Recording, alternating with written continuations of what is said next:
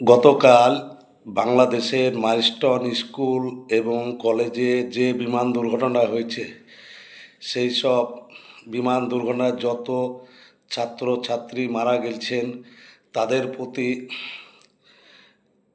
সমবেদনা জানায়। তাদেরকে আল্লাহ তাআলা কিংবা উপরওয়ালা যেন জান্নাতবাসী করুক।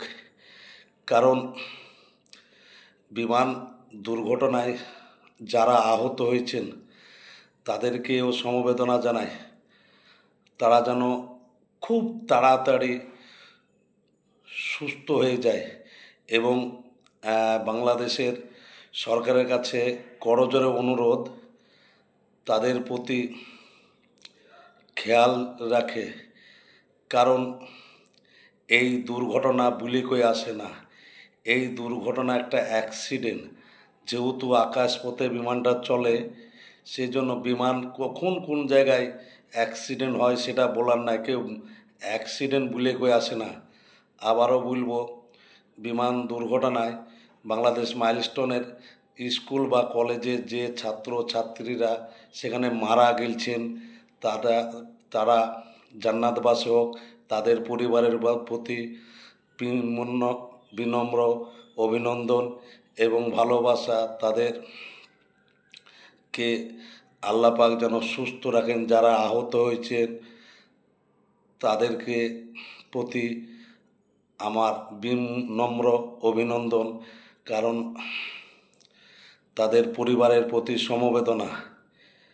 তাদের পরিবারের পাশে যেন বাংলাদেশ সরকার দাঁড়ায় এবং তাদের পরিবারগুলোকে আর্থিক সাহায্য বলুন, যত রকম সাহায্য দরকার যেন বাংলাদেশ সরকার করে।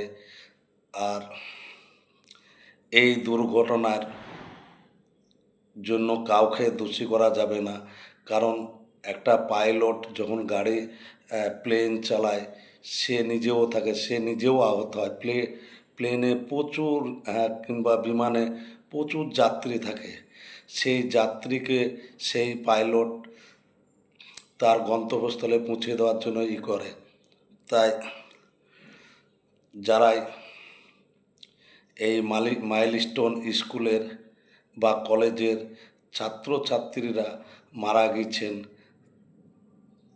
তাদেরকে আল্লাহ তাআলা জান্নাতবাসী করুক এবং যারা আহত হয়েছেন আল্লাহ তাআলা তাদেরকে দ্রুত সুস্থতা করুক। আমার ভিডিওটা কীরকম লাগলো একটু লাইক কমেন্ট, পারলে একটু শেয়ার করে পাশে দাঁড়াবেন। আসসালামু আলাইকুম।